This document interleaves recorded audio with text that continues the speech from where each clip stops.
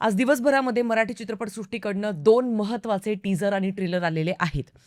खाशाबाचा teaser आलेला आहे आणि बोल राणी या चित्रपटाचा ट्रेलर आलेला आहे. दोन्ही टीझर आणि ट्रेलर पाहिल्यानंतर आत्ता लिटरली माझ्या तोंडात खाशाबाचं बीजीएम रेंगाळतंय. असं रेंगाळतंय की मला दुसरं काहीच सुचत नाहीये किंवा माझ्या तोंडी फक्त तेच आहे. This is why we always demand Ajay Atul. Look, I am not saying की बोल राणी या चित्रपटाचं बीजीएम इतकं काही खास नाहीये. I am not saying that. But I am just saying की योग्य ठिकाणी योग्य त्या चित्रपटासाठी आपल्याला का अजय अतुलच हवे असतात? ही डिमांड वारंवार का आपण सगळेजण करत असतो? त्याचंच हे ज्वलंत उदाहरण. इतकं तगडं बीजीएम आहे म्हणजे खाशाबा या चित्रपटाचं, जितकं कौतुक करावं तितकं कमी आहे. त्यामुळे आजच्या व्हिडिओमध्ये आपण चर्चा करतोय खाशाबाचा टीझर मला कसा वाटलाय ते. आता आपण मागेच चर्चा केली होती खाशाबा या चित्रपटाच्या कॉन्ट्रोव्हर्सीबद्दल. संजयजी दुधाणे हे एक लेखक आहेत. त्यांनी खाशाबा जाधव यांच्या आयुष्यावरती एक चरित्र पुस्तक लिहिलेलं आहे आणि त्याचे हक्क त्यांच्याकडे 2001 पासून राखीव आहेत. त्याच्यानंतर ज्यावेळेला नागराज मंजुळे हा चित्रपट बनवताय असं त्यांच्या लक्षात आलं, त्यावेळेला त्यांनी हायकोर्टाकडे धाव घेतली आणि त्यांची मागणी ही होती की बाबा रे, लेखक या रकान्यामध्ये माझं नाव असायला पाहिजे, म्हणजे संजय दुधाणे यांचं नाव असायला पाहिजे. ऑफकोर्स आता सध्या आपण ज्यावेळेला टीझर बघून आपला पूर्ण होतो आणि आपण याचा डिस्क्रिप्शन बॉक्स ओपन करतो, त्यावेळेला आपल्याला लेखकाच्या रकान्यामध्ये नागराज मंजुळे यांचंच नाव दिसतंय. म्हणजे एकंदरीत यांचं काहीतरी साटलोटं झालेलं आहे आणि प्रॉब्लेम सॉल्व्ह झालेला आहे. हे आपण नक्कीच शिक्कामोर्तब करू शकतोय. ही एक खूप मोठी गुड न्यूज आहे खाशाबा या चित्रपटाच्या वेटिंग करणाऱ्या सगळ्या त्या लोकांसाठी, ज्यांच्यामध्ये मी पण एक आहे. कारण साधारण पासूनच या चित्रपटाची चर्चा सुरू झाली होती की नागराज मंजुळे अशा नावाचा चित्रपट करताय बाबा. आता होऊन तब्बल आता 2026 मध्ये आपण आहोत. It's been almost 6 to 7 years almost. आणि त्याच्यामुळे कुठेतरी मला याच गोष्टीची भीती होती की लवकरात लवकर हा सिनेमा एकदाचा रिलीज होऊन जाऊ दे बाबा. कारण जितका लेट या सिनेमाला रिलीजला होणार आहे, तितका जास्त तो आउटडेटेड होण्याची शक्यता आहे. मागच्या व्हिडिओमध्ये आपण अतिशय सुंदररित्या या गोष्टीबद्दल चर्चा केली होती. कारण प्रत्येक डिपार्टमेंट हे अपग्रेड होत असतं, specially when it comes to cinema. आणि त्याचमुळे या सिनेमाला सुद्धा व्यवस्थितपणे सगळ्यांचा रिस्पॉन्स मिळायला हवा, ही एक प्रामाणिक इच्छा होती ॲज अ सिनेफाईल. आणि आता हा सिनेमा रिलीज होणार आहे 1 जानेवारी 2027ला, नवीन वर्षाचा पहिला दिवस. आणि कुठेतरी हायसं पण वाटलंय. अर्थात अजून 6 महिने जवळ आपल्याला वाट बघावी लागणार आहे. पण तरीसुद्धा मी असं म्हणेन की कमीत कमी आता एक शिक्कामोर्तब झालं आहे की या चित्रपटाच्या अवतीभोवती जितकी कॉन्ट्रोव्हर्सी होती ती आता दूर झालेली आहे. आणि त्याचमुळे आत्ता जो टीझर आपण 1 मेला राजा शिवाजी या चित्रपटाच्या दरम्यान पाहिला होता, तोच टीझर आता आपण यूट्यूबवरती पाहतो आहोत.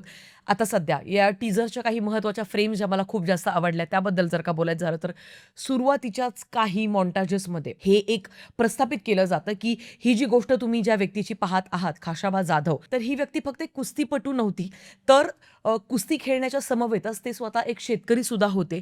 कारण पाखरांपासनं पिकाचं संरक्षण करण्याकरता किंवा धान्याचं संरक्षण करण्याकरता गुलेलनं दगडं आपण मारत असतो. तर ती एक गोष्ट आपल्याला सुरुवातीच्याच काही सेकंदांमध्ये एस्टॅब्लिश केली जाते. ती मला खूप जास्त आवडली. आणि त्याच्यानंतर लगेचच टीझर जो आहे तो आपल्याला शॉक व्हॅल्यूज द्यायला सुरुवात करतो. बॅक टू बॅक वेगवेगळे सीन्स दाखवले जातात, ज्याच्यातनं बॉडी कशी बनली आहे बाबा एकूणच, तर ते सगळं प्रस्थापित करण्याचा प्रयत्न केला जातो, विच आय रिअली लव्हड. कारण ऑब्व्हियसली तुमचा जो मेन प्रिमाइस आहे सिनेमाचा, तो कुस्तीशी रिलेटेड आहे. आणि त्याच्यामुळे हळू आपल्याला एक सीन्समध्ये एक शॉटमध्ये दाखवलं जातं कशा पद्धतीने बॉडी बनलेली आहे, कशा पद्धतीने एका कुस्ती खेळणाऱ्या माणसाची शरीरयष्टी असायला पाहिजे, अगदी तशा पद्धतीची आपल्याला ती पाहायला मिळते. त्याच समवेत विहिरीतनं पाणी काढण्याचा सीन असेल किंवा वारकरी संप्रदायाचा सीन असेल, मला हे सगळे वेगवेगळे जे टच आहेत ते दिलेले खूप जास्त आवडले. अर्थातच ही जी गोष्ट आहे ही 1970 आणि 1980च्या दरम्यानची असल्यामुळे त्यावेळेसचे पोशाख लोकांचे किंवा ज्या पद्धतीने एकमेकांशी बोलतही असतील किंवा ज्या पद्धतीने कुस्ती त्यावेळेला खेळल्या जायच्या गावाच्या स्तरांवरती, तर सरपंच असतो किंवा एक सावकार असतो, तर तो एक विलन असणार. याच्यामध्ये महेश मांजरेकर यांनी कदाचित ती भूमिका साकारली. मी जस्ट एक अंदाज बांधते, पण एकूणच त्याची एंट्री होते. मग कसे 4 जण त्याच्या पाया पडायला जात आहेत. तर हे एकूणच जे कल्चर आहे ते फार सुंदररित्या त्यांनी दाखवलेलं आहे. आणि त्यावरनं कुठेतरी आपल्याला लगेच कळून जातं की सिनेमाची जी गोष्ट आहे ती आत्ताच्या काळातली नसून बऱ्यापैकी काही दशकं मागची गोष्ट आहे. आता मला हे कॉम्बिनेशन प्रचंड जास्त आवडतं. मी नेहमी आपल्या चॅनलवरती सांगत आलेले आहे की ज्यावेळेला दिग्दर्शक आणि निर्माता हा एकच असतो, कारण ज्यावेळेला दिग्दर्शक आणि निर्माता एकच असतो, त्या वेळेला बाप सिनेमे आपल्या सगळ्यांसमोर आलेले आहेत. काही अपवाद ठरू शकतात, जे कदाचित फसलेले सिनेमे असू शकतात. But let's not just get into that at this moment, कारण आपण चांगल्या गोष्टींबद्दल बोलतोय.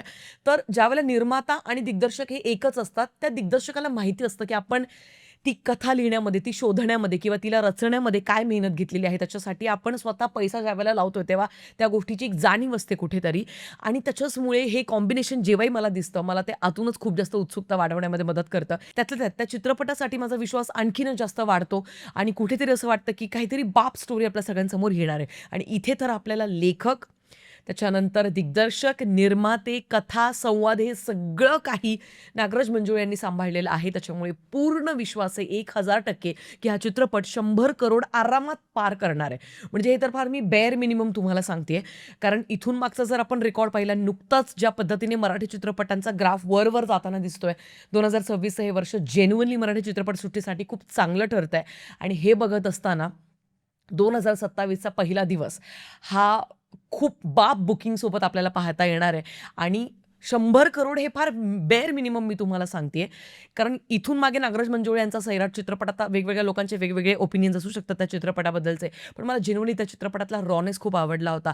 कथा ज्या पद्धतीने लिहिली होती, डायलॉग्स अतिशय गावंढळ भाषा होती, पण ती इतकी रिअलिस्टिक वाटत होती, की कुठेच तुम्हाला आर्टिफिशियलनेस म्हणजे आर्टिफिशियलचा सुद्धा तुम्हाला कुठे पाहायला मिळाला नव्हता आणि सेम चित्र मला इथे पाहायला मिळतंय. आणखीन एक सगळ्यात मोठी तगडी, मजबूत बाजू या चित्रपटाची म्हणजे अजय आणि अतुल यांनी या चित्रपटाचं संगीत डिपार्टमेंट सांभाळलंय. अजून काय पाहिजे आपल्याला आयुष्यात ॲज अ सिनेफाईल म्हणून? Just tell me that. Khashaba Jadhav ही एक अशी व्यक्ती आहे ज्यांनी इंडिपेंडेंटली भारतासाठी मध्ये जाऊन मेडल कमावलं. पण त्यांचं जे कार्य आहे ते तितकंसं फक्त मर्यादित नाहीये. तिथून रिटर्न आल्यानंतर सुद्धा भारतामध्ये त्यांना त्यावेळेला सरकारने सुद्धा कशी त्यांच्याकडे पाठ फिरवली, कशा पद्धतीचे प्रॉब्लेम्स त्यांना फेस करायला लागले, हे सगळं काही कदाचित आपल्याला चित्रपटामध्ये बघता येईल आणि त्याकरता मी खूप जास्त एक्सायटेड आहे. मी मागच्या व्हिडिओमध्ये म्हटलं होतं, की ज्यांनी ऑलरेडी रिसर्च करून झालाय वेल एंड गुड. पण ज्यांनी नाही केला रिसर्च, नाही जरी केला, डायरेक्टली कोरीपाटी बनून जरी तुम्ही खाशाबा चित्रपटासाठी गेलात, तरी तुम्हाला मजा येणार आहे. कारण व्यक्ती फार मोठी आहे आणि एक नव्याने कोरीपाटी म्हणून का होईना, नव्या चष्म्याने तुम्हाला ही कथा उलगडता येईल आणि त्यासारखं वेगळं सुख नाही आहे जगात. एकूणच मला जर का तुम्ही विचाराल, तर खाशाबा हा चित्रपट तो चित्रपट ठरेल, जो मराठी चित्रपटसृष्टीसाठी एक नवीन बेंचमार्क सेट करेल. स्पोर्ट्स ड्रामा हा एक असा जॉनरा ज्याच्यामध्ये मराठी फार काही एक्सपेरिमेंट्स नाही करत, आपल्याला नाही दिसत. त्याच्यामुळे हा एक असा जॉनरा आहे ज्याच्यासाठी जेन्युइनली सगळेच जण खूप एक्सायटेड आहेत आणि व्यक्तीसुद्धा तितकीच मोठी आहे. बरं, आता ह्या सगळ्यांमध्ये मला छोट्या-छोट्या गोष्टी खूप जास्त आवडल्या टीझरच्या. म्हणजे ज्या पद्धतीने बीट ड्रॉप्स होतोय आणि झुंजार खाशाबा हे जे एक बीजीएम तयार केलेलं आहे, ते लिटरली गूजबम्प्स तुम्हाला देण्यामध्ये यशस्वी होतं. ह्या सगळ्यांमध्ये एकूणच मला कलर पॅलेटसुद्धा ज्या पद्धतीने त्यांनी निवडलेले आहेत, कारण आता त्यांना तो रेट्रो एक टच द्यायचा आहे. तर मला ती पण एक गोष्ट खूप जास्त आवडली आणि जो सेट डिझाइन त्यांनी केलेला आहे, ती सुद्धा गोष्ट मला खूप जास्त आवडली. सगळं काही खूप रिअलिस्टिक आपल्याला दिसतंय आणि हेच फार महत्त्वाचं असतं कुठल्याही सिनेमामध्ये, specially when it comes to any biography. कारण आता हा चित्रपटसुद्धा एक चरित्रपट म्हणून आपण याच्याकडे बघू शकतोय. तर त्याच्याचमुळे एकूणच मला ह्या चित्रपटाकडनं खूप जास्ती अपेक्षा आहेत. आत्तापर्यंत एवढ्या जास्त अपेक्षा इतर कुठल्या मराठी चित्रपटाकडनं अजिबात नव्हत्या, पण त्या आता ह्या चित्रपटाकडनं डेफिनेटली आहेत. जाता-जाता फक्त आणखीन एक महत्त्वाची गोष्ट मी हायलाइट करू इच्छिते, की या चित्रपटाच्या टीझरचा थंबनेल तुम्ही बघा. I really liked it. Efforts इथूनच दिसतायत. नाहीतर युजुअली कशा पद्धतीचे थंबनेल्स असतात हे आपण नेहमी बघत आलोय आणि त्याच्याचमुळे मला प्रत्येक डिपार्टमेंटने अगदी जीव ओतून काम केलंय हे आत्ताच कुठेतरी प्रस्थापित होतंय आणि ते बघून आणखीनच जास्त आनंद होतोय. दुसरी एक महत्त्वाची गोष्ट, की मी मेकर्सला विनंती करते, की प्लीज अमराठी लोकांकरता सबटायटल्स सकट हा सिनेमा रिलीज करणं फार महत्त्वाचं आहे. मी लगेच म्हणत नाही, की तुम्ही हिंदीमध्ये डब करून पण रेडी ठेवा. विल सी दॅट, म्हणजे जशा पद्धतीचा रिस्पॉन्स मिळतोय, कशा पद्धतीने लोकं रिसीव्ह करताय, त्याच्यानंतर डेफिनेटली तुम्ही हिंदी डबिंग, जसं कांताराच्या बाबतीतही तेच झालं होतं. ऋषभ शेट्टीने हिंदीमध्ये डब केलाच नव्हता. तर त्याच्यामुळे on a public demand actually he came up with the Hindi version of course आणि त्याच्यानंतर कसा इतिहास रचला आपण सगळ्या जणांनी बघितला. तर त्याचमुळे मी असं म्हणते, की कमीत कमी सबटायटल्स प्लीज असू द्या. तितकं बेअर मिनिमम आपण करायला पाहिजे आपले चित्रपट प्रमोट करण्याकरता. बाकी येस, ओव्हरऑल हा होता माझा रिव्ह्यू खाशाबा या चित्रपटाच्या टीझरबद्दलचा.